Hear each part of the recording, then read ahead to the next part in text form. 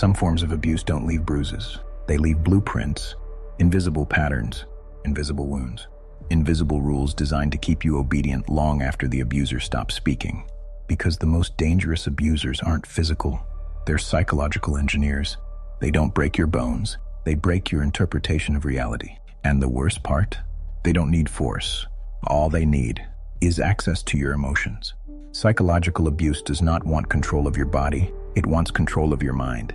This is the story of how ordinary people, intelligent people, strong people, lose themselves inside someone else's emotional architecture without ever realizing they're being redesigned.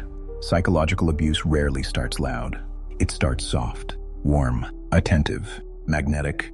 It doesn't feel like danger. It feels like home. The abuser begins as the person who listens the most, mirrors the most, understands the most. That's the trap. People imagine abusers as villains who reveal their violence early, but the real psychological abuser understands one thing clearly. A mind that feels safe is a mind that can be reprogrammed. Let me show you how it happens. Elena, 32. She met a man named Lucas, charismatic, warm, attentive in a way she had never experienced. On their third date, he said, "You're the first person I've ever trusted this quickly." Her brain registered intimacy, but what Lucas actually signaled was possession. Within weeks, Elena's friends heard a new vocabulary. "He understands me like no one else. Maybe he sees things in me no one has before. He just wants what's best for me." These were not her words. They were his words repeated through her. That's the first sign of psychological abuse. Your language stops belonging to you. This is how it unfolds, one subtle shift at a time. Psychological abusers are not guessing. They are measuring your eyes, your tone, your hesitations, your desires, your wounds. Every reaction becomes a data point. They calibrate to your emotional patterns the way a hacker analyzes code. You laugh, they laugh slightly softer. You express pain, they reflect it deeper. You reveal insecurity, they reveal one just like it. This is not empathy. It's emotional reconnaissance. A psychological abuser studies you with the same intensity a predator studies movement. Not to connect, but to calculate. They don't bond with you. They map you. This part is subtle. Most victims don't catch it until much later. The abuser delivers tiny, strategic rewards. "You're so different. I've never met someone like you. You just get me." Each one lands like a dopamine hit. Each one deepens attachment. But here's the twist. Every compliment is also a tether. "You understand me" becomes, "So why aren't you agreeing with me?" You're special becomes, "Others don't deserve you like I do." "No one knows me like you" becomes, "You owe me more attention." Micropraise is not affection. It's behavioral training. You become addicted to their validation because they've designed you to be. Here's where the real psychological violence begins. Slowly, imperceptibly, your identity starts shrinking, not through insults, through suggestions. "Are you sure that friend has your back? You always seem stressed after seeing them. I feel close to you when it's just us. I'm not telling you what to do. I just want you to think." You're emotional, and people take advantage of that. These statements don't destroy you directly. They redirect you. The abuser's goal is not to cut off your relationships. It's to make you feel like you're the one choosing to. That's why psychological abuse is called silent violence. The wounds are self-inflicted, but engineered by someone else. Back to Elena. 6 months into the relationship, her friends described her as dimmer, on edge, not herself.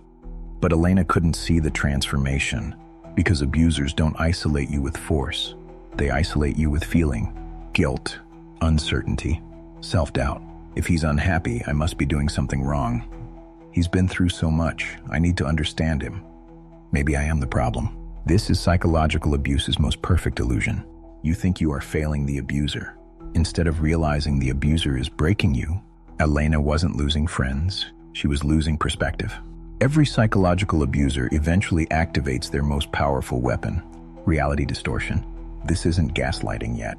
It's the phase before gaslighting, subtle enough to go unnoticed, but strong enough to rewrite meaning. Examples: you express discomfort. They frame it as misunderstanding. You express a boundary. They frame it as overreaction. You express intuition. They frame it as insecurity. Gradually, your internal compass rewires itself around them. You stop asking, "Is this right?" You start asking, What will they think? Once that shift happens, your mind is no longer navigating life independently. It is navigating life through their emotional filter. And that is how psychological abuse becomes psychological possession. Every abuser has a moment where they change. It is sudden, sharp, unpredictable. They turn cold, detached, minimal. The warmth vanishes. The validation disappears. This shift is not random. It is the hook, because the brain becomes obsessed with recovering whatever was lost. You don't think, I'm being controlled. You think, what did I do wrong? That is the moment psychological abuse tightens its grip. The abuser doesn't need to punish you. Your own nervous system does it for them. Here's where the emotional vice closes. Every complaint becomes unfair. Every need you express becomes too much. Every boundary becomes hurtful. Psychological abusers engineer the world so that their disappointment feels like your failure. They say things like, I can't believe you'd think that of me. After everything I've done for you, I guess I'm the villain now. I just wish you'd see I'm trying. You're breaking my heart. These are not feelings. They are levers. And once guilt becomes your emotional default, you become infinitely controllable. Elena hit this stage at month 11. She could no longer disagree with Lucas without shaking. Her voice softened around him. Her boundaries dissolved around him.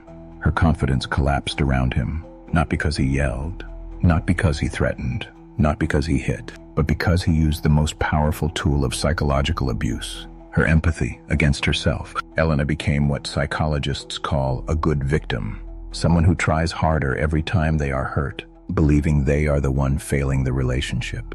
This is how psychological abusers maintain power. They convince you that you must earn the right to be treated decently. Once the abuser breaks you, they begin a reconstruction process, not to empower you, but to redesign you. You're not like other people.